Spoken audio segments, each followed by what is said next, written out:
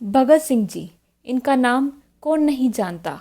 भगत सिंह जी का नाम जैसे ही हमारे कानों में पड़ता है तो हमें 23 मार्च 1931 का वो दिन याद आ जाता है जब वे अपने साथी राजगुरु और सुखदेव जी के साथ भारत माँ की आज़ादी की खातिर खुशी खुशी फांसी के फंदे पर झूल गए थे। लेकिन क्या आप जानते हैं, फांसी के ठीक एक दिन पहले 22 मार्च 1931 को भगत सिंह जी ने एक पत्र लिखा। दरअसल ये पत्र उनके क्रांतिकारी साथियों के एक प्रश्न का जवाब था। उन्होंने पूछा कि क्या हमारे जिंदा रहने की ख्वाहिश रखना पाप है। तो भगत सिंह जी का जो उत्तर था वो आज भी हमारे भारतवर्ष के इतिहास को गौरव से भर देता है। उन्होंने लिखा, साथियों, जिंदा रहने की इच्छा स्वाभाविक है, वह मुझ में भी है, मैं उसे छिपाना नहीं चाहता हूँ, पर मैं एक शर्त पर जिंदा रह सकता हूँ कि कैद होकर ना रहूँ। मेरा नाम हिंदुस्तानी क्रांति का प्रतीक बन चुका है। क्रांतिकारी दल के त्याग और आदर्शों ने मुझे बहुत ऊंचा उठा दिया है, इतना ऊंचा जो कि मैं जीवित रहकर भी नहीं उठ पाऊंगा।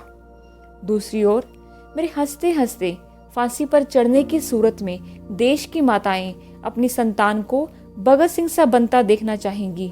इससे देश की आज़ादी के लिए स्वयं को कुर्बान करने वालों की इतनी कतारें लग जाएंगी कि आज़ादी को रोकना नामुमकिन हो जाएगा। तब समस्त शैतानी शक्तियाँ धूल चाटती नजर आएंगी। हाँ, एक बात आज भी मेरे जहन को कचोटती है। देश और मानवता के लिए जो कुछ करने की ख्वाहिश मेरे दिल में थी, उसका 1000वां% भी मैं अभी कर नहीं सका हूँ। अगर मैं जीऊँगा तो शायद मुझे उन्हें पूरा करने का एक अवसर मिल जाए। अगर मेरे मन में कभी ना मरने का ख्याल आता है तो केवल इसी कारण। आजकल मुझे स्वयं पर मान है और मैं अपनी अंतिम परीक्षा का बड़ी बेसब्री से इंतज़ार कर रहा हूँ। मैं कामना करता हूँ कि वह दिन जल्दी आए। आपका साथी भगत सिंह। दोस्तों, क्या आज वो समय नहीं है कि जो सपना भगत सिंह जी ने देखा था उसको पूरा कर दिखलाएं। वो भी जिंदा रहना चाहते थे लेकिन कैद होकर नहीं। तो फिर आज हम क्यों उसी देश के वासी होकर विदेशी मानसिकता में कैद हो गए हैं। आज समय है कि हम इन विदेशी जंजीरों को तोड़ दें और भारत माँ को इससे आज़ाद करवा दें। यदि आज इस महामारी से आई महाकाल में हम नहीं करेंगे तो कब करेंगे।